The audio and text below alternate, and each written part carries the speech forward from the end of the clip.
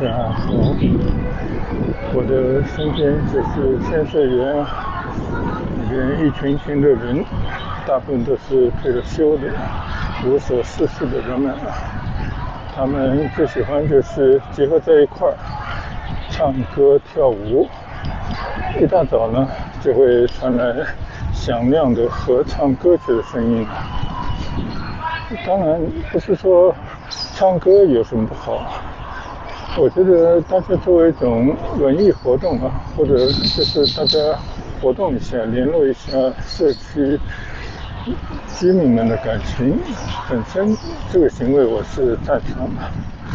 但是天天就是一大早就开唱，并且变成越来越肆无忌惮喇叭声音放得越来越响，唱歌的声音越来越嘹亮，对于居民来讲真的是一种冒犯。但是对于这些号称弱势群体就他们退休以后没有太多的这种旅游或者是聚餐社交因为他们的退休金不足以支持他们做这些活动，所以呢他们也就是抱团取暖的，在大家一起这个相互就是抱在一块活动唱歌跳舞的，可能对他们内心来讲是一种安慰吧。我觉得这就是一种人性的体现并没什么要紧，关键就是你要注意时段，注意地点，还要掌握一定的分寸否则的话人是很容易陷于这种漩涡之中的。也就是说你这种会陷于一种贫穷的思维之中让自己的人生呢变得空白，完全就是虚无的过日子而已所以这个不得不有时候评说几句。但是作为一位村民这有时候能避则避的。对于就好像路上出现这些交通状况，比方说我现在右侧这边的技术它拦了一条道路，那你就只能是避让，你不能去挑战它，否则的话呢就真的自讨没趣还会徒增烦恼。所以做人呢其实就是要面对现实，你要理解这个社会它就是不公平的，这个社会呢能够挣到钱过富裕的日子或者心态放平的人其实并不多，大部分人呢其实都活在一种焦虑之中，因为有比较就有伤害嘛。羡慕嫉妒恨是人内心的一种恶的属性或者是可以这么说，人之初性本恶，并不是人天生就是善良的，很多情况底下呢是受了多少教育才会改变自己的认知，才会知道你为别人着想就是对自己有利，你为别人做事其实就是让自己会得到更多，应该是这么样的一种理念但并不是每个人都能够理解和有这样的认知的。最近好像天气比较好学校里面的体育活动会越来越多。你看这个右侧的祈福读书学校，操场上面站满了学生，估计有什么体育样的活动吧。所以我们每天也是趁着好天气，无论是村内村外出来骑行一下也是理所当然。今天呢其实一早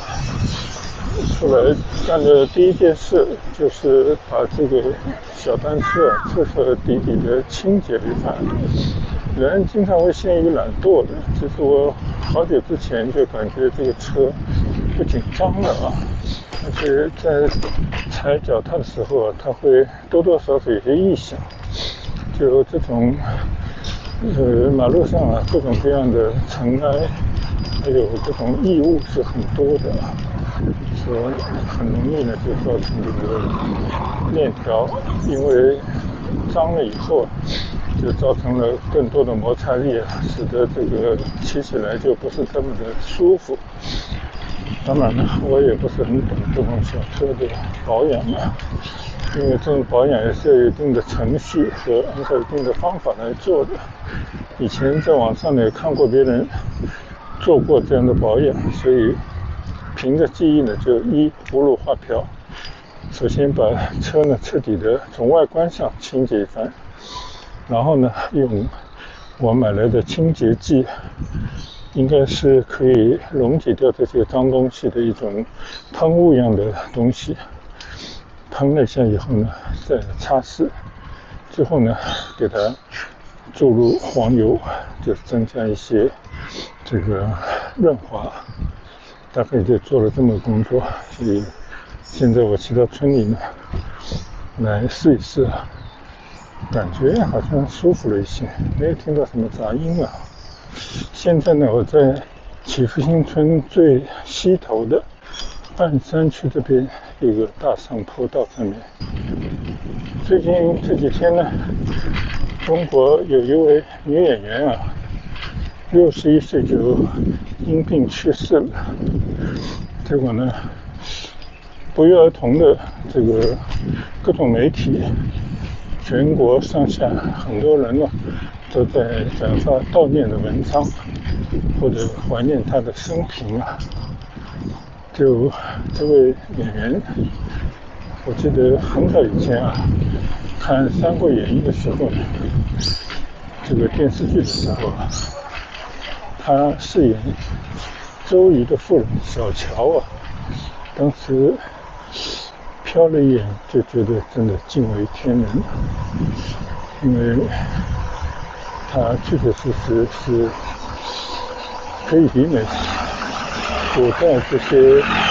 古典美人的一位中国有着传统美的这种面孔的一位女性。那这位女性呢，她本身是一位浙江人，叫何晴。那我们想，中国人只要稍微有点年纪人，都会在她以往演绎过的电视剧的角色，大家都应该是记忆犹新的。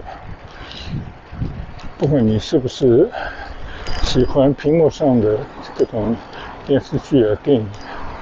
那他呢也是可以这么说，演变了中国4大名著这样的一位演员，应该是前无古人了。其实这很多年来呢，他在荧幕上啊已经很少露脸了，因为直到他去世，大家才了解，其实这个10年以来，他因为患有脑瘤，这个开刀以后呢，一直进行康复治疗，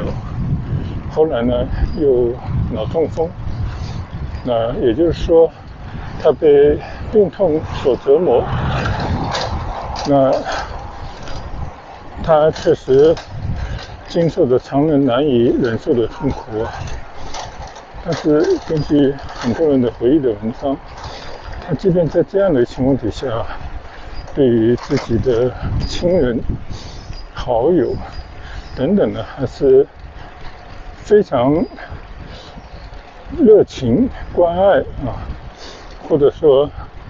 还是默默的在为身边的人活着，尽可能的呢，让身边的人能够鼓起更大的生活的勇气，并且期盼他们呢能够生活得更加美好。就是这么一位人美心善啊，非常本色的演员。所以自然而然他的离去就勾起了很多人的回忆，也表达了各种的不舍。所以人生无常，即便是你一个有名望的人，再即便是一个权力滔天的人，你终将也会迎来末日的那一天。其实从人性的角度上来讲，大家必然是会为同类表达足够的惋惜啊，这是一种同情心，也是人类有恶有善意的一种表现。但是从现实来讲，这些也必然谁都会有这么一个过程，无非就是有些人即便是得了病，他能扛过来，有一个不错的晚年。当然也有一些后人称之为天妒红颜啊，那大家也会表达深切的悼念和深深的惋惜。但是呢，即便是如此，过阵子大家也就消停了，大概也只会有极少部分的人会在这个中间去做一些思考，对于人生一些观念、生活的理念会有一些更新。那如果是这样的话呢，就是逝去者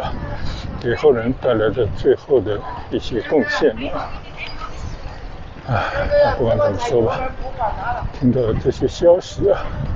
因为我们自己慢慢上了点年纪以后，就身边的长辈、亲友，就总会一个接着一个的离去在这种情况底下呢，你面对的多了，你肯定也会想到自己某一天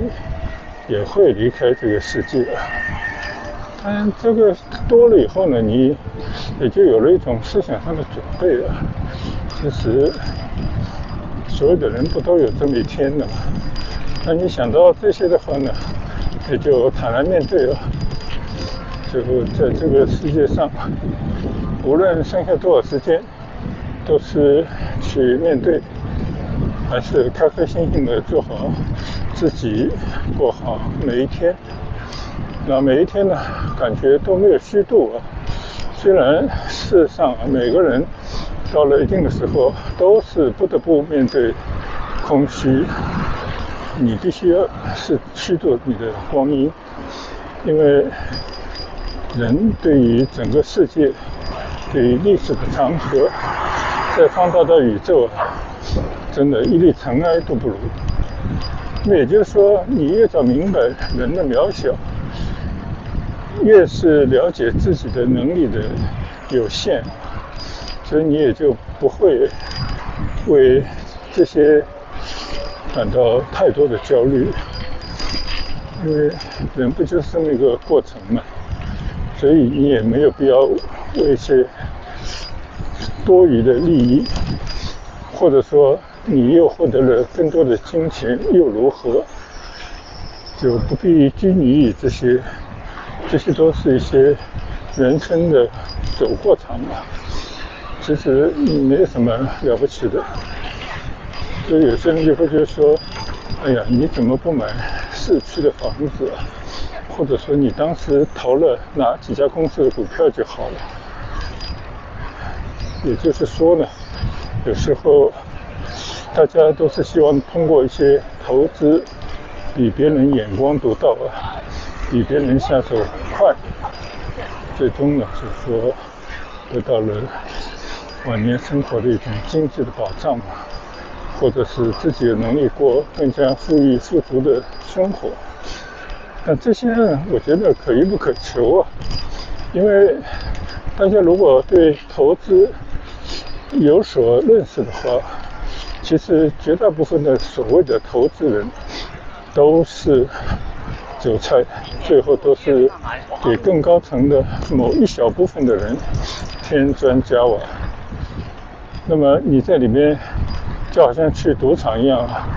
你就抱着必输的信念，输掉个100-200，然后就是感受一下这种氛围，让自己的肾上腺素飙高一下，最后呢坦然迎接失败就输了就离场，一笑了之。那我觉得这非常好，就是一种娱乐，就好像有很多人把一些闲钱拿出来买一些基金股票，涨跌又如何其实也无所谓。所以呢，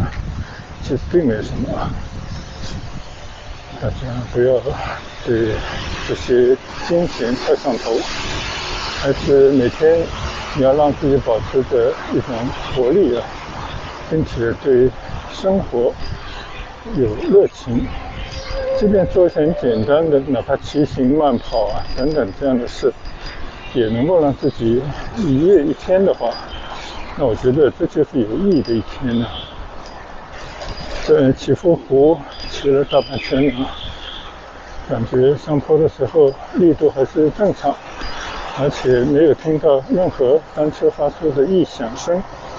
那我倒觉得还不错，就是说明我花了上午1个来小时的清洁保养还是有一定的效果的。好，那我们今天就在村里骑一下，就不到外面去闲逛了。今天是上班日加上今天开始呢，残奥会的这个汽车进城分单双号的限行结束了，一切恢复老样子。所以我看村里的车好像少了不少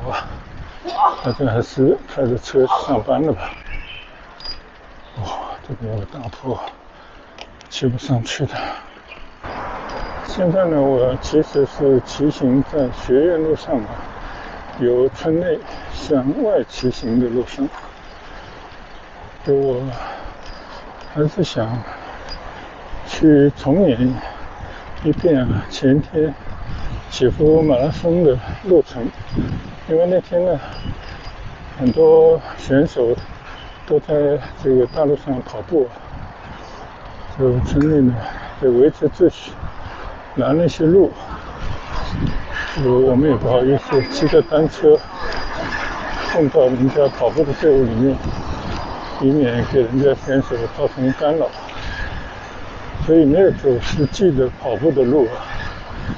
那今天呢，村内没什么人，那我就想骑到祈福国际公寓门口，也就是说祈福马拉松出发的那个起点，从那边呢就顺着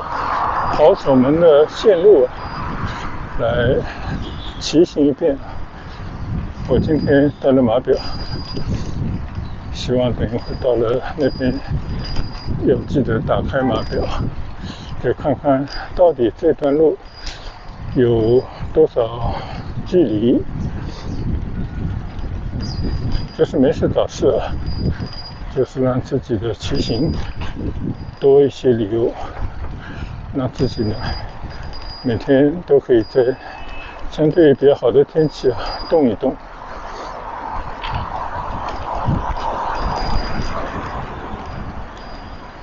现在我经过祈福英语实验学校，就前天的跑步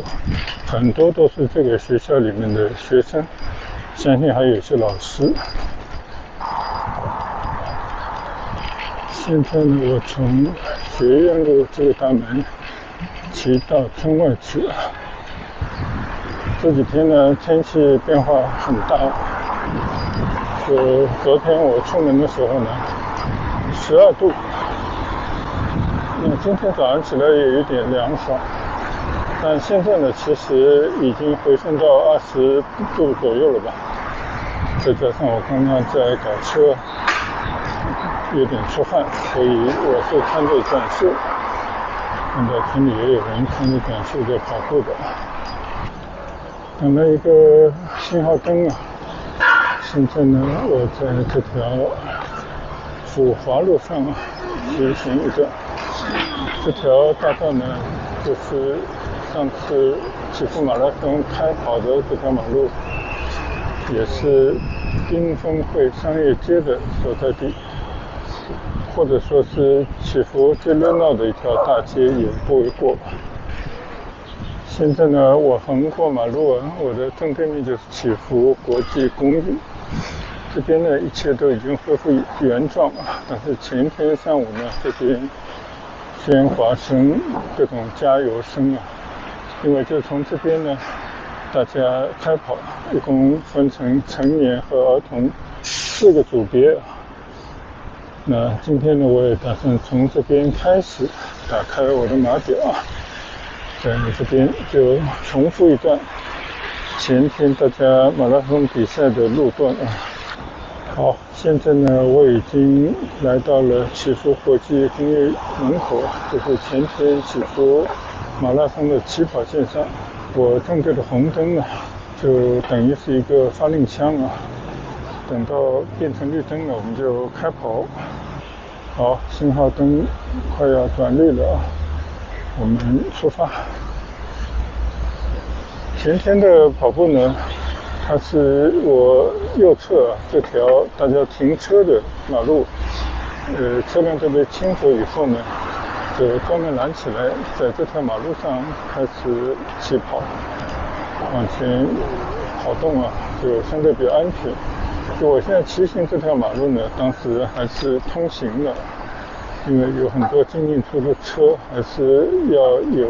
马路可以让他们通行。然后呢，就是向着前面啊，我们看到这条辅华路对着呢，就是祈福旧区的一个大门，也是让人感觉啊，还是很有美感的一个小区的大门。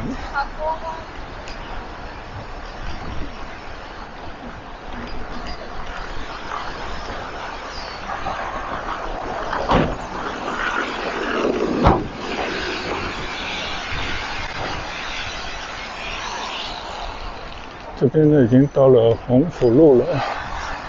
这个队伍呢就像我一样右转入这条洪府路。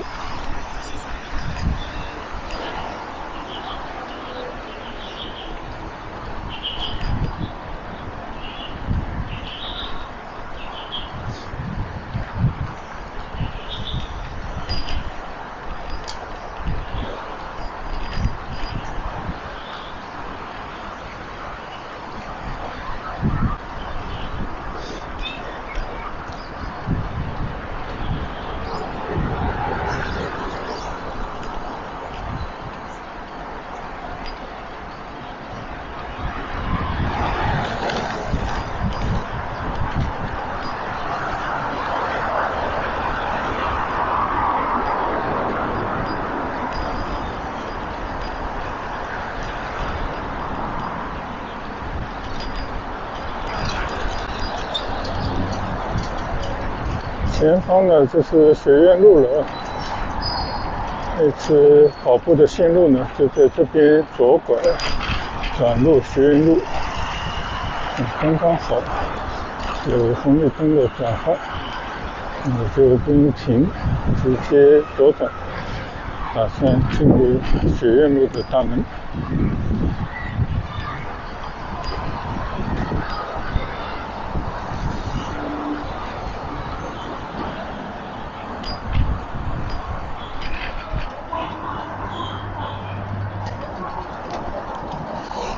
刷卡进学院路的门啊，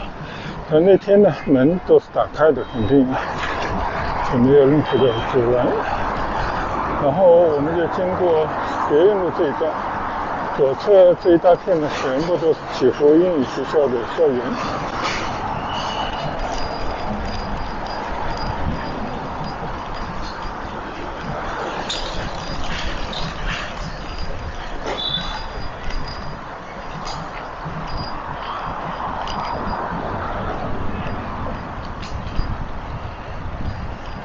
这条路呢，除了门口那边啊，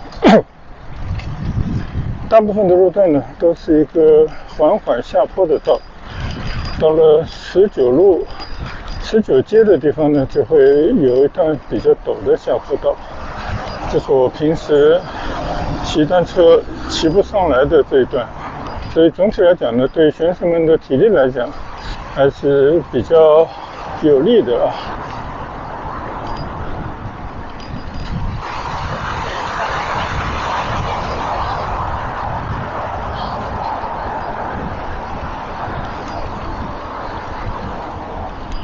现在我们经过左侧的祈福英语学校的大门，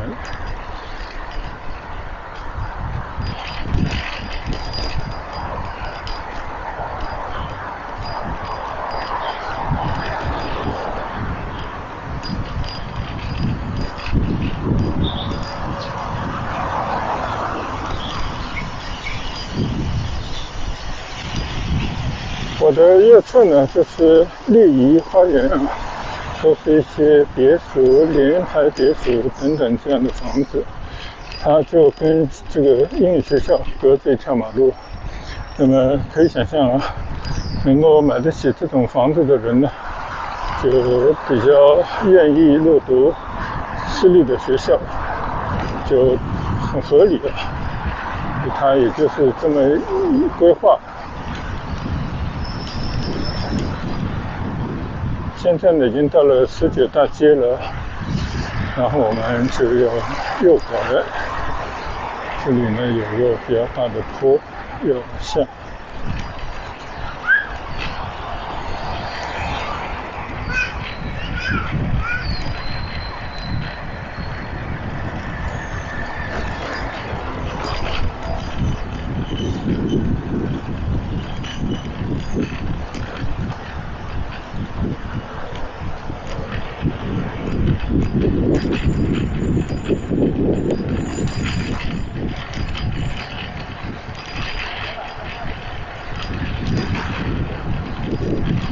顺19街的大坡下去呢，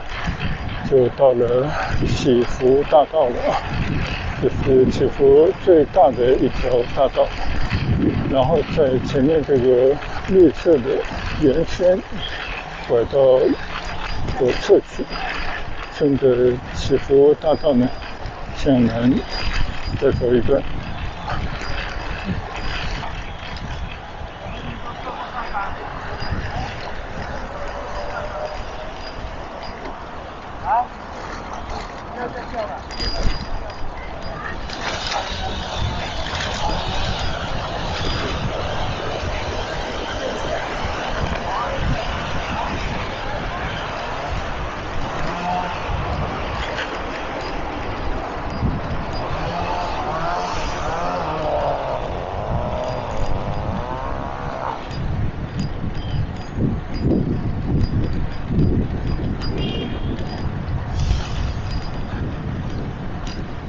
经过这个大圆盘呢，我现在已经在祈福大道上向南骑行了。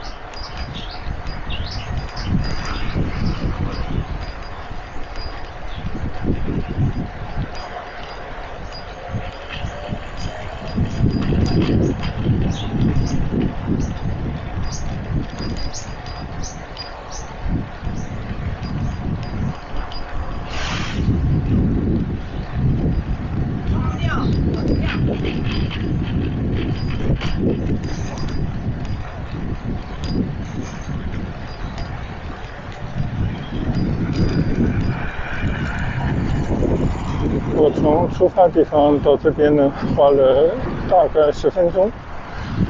这个10分钟呢，相信已经走完了2公里啊，距离终点还有点路，所以我觉得到终点应该是2.5和到3公里之间吧。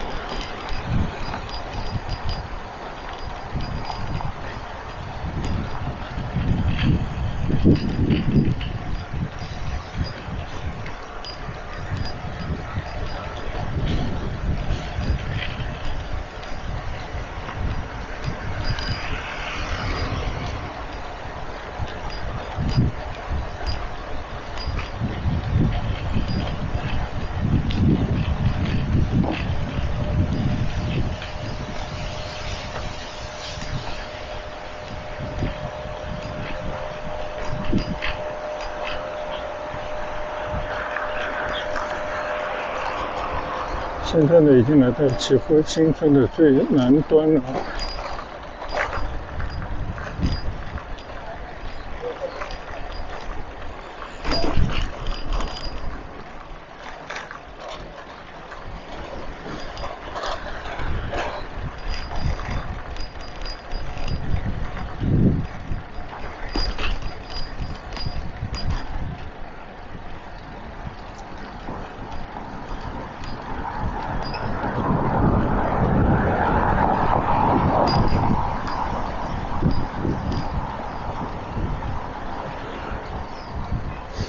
右侧的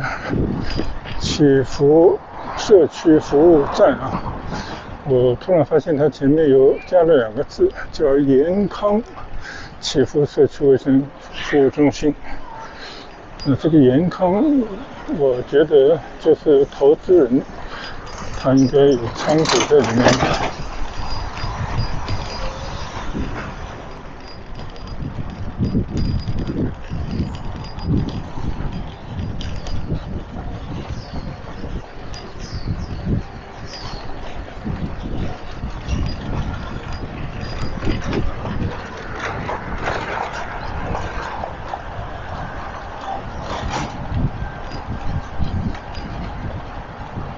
前方呢就已经到了祈福湖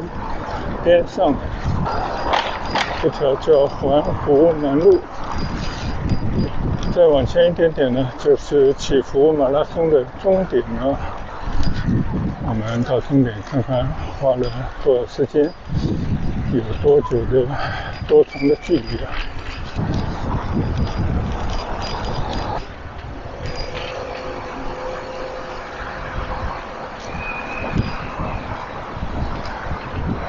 我记得那天冲刺差不多就在前面10几20米的地方。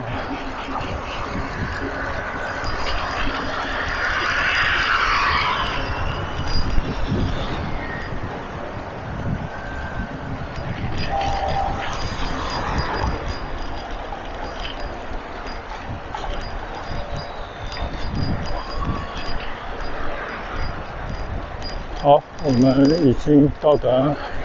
长跑的终点了，就是这个地方。当时还举办了一个颁奖仪式，我当时看到有不少奖杯还有奖章啊，闪闪发亮的放在那里。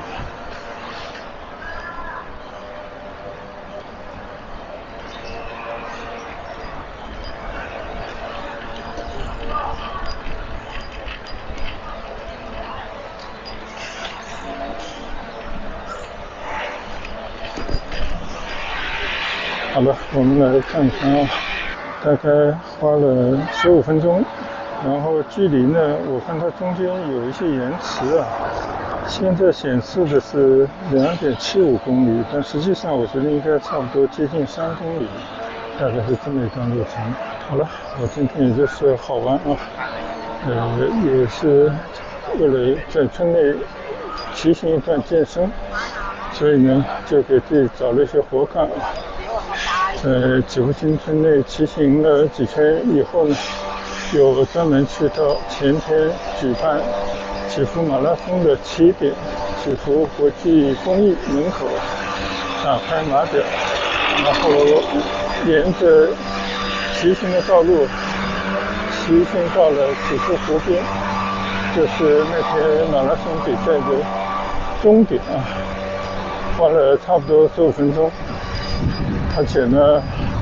距离呢也有差不多3公里左右啊。你看，现在我就看到它显示的是3.3多少公里了，所以呢，差不多3公里多一点吧。那我就把码表关上。好，现在呢，我就缓缓的骑回家去啊，结束我今天在村内的健身骑行。刚刚我看了一下，摄像机显示时间也是15分多一点啊，所以这段路骑过来呢，大概花了不到15分钟。当然我是比较慢的速度，但我想象跑步的人应该跟我这个速度差不了多少吧，也就是大家还是要花15到20分钟，甚至有些体力差的跑得慢的，应该要花更多的时间才能完成3公里的这一段迷你马拉松的比赛啊。骑上了祈福湖边上的一个大坡，今天骑上了好像很轻松，应该是早上对那些轴承链条清洁上了润滑油之后的效果吧，当然也可能心理作用啊。好了，那么我们就在这边缓缓骑回家去了。今天呢就是没事找事的，跟大家分享一段，就是前天祈福马拉松整个路段的一个情况不同的是，我是骑着单车，省力很多，所以我们等到来年我们再来参与这样的活动。谢谢大家的陪伴，谢谢大家的跟随和观赏，我们改日再会，拜拜。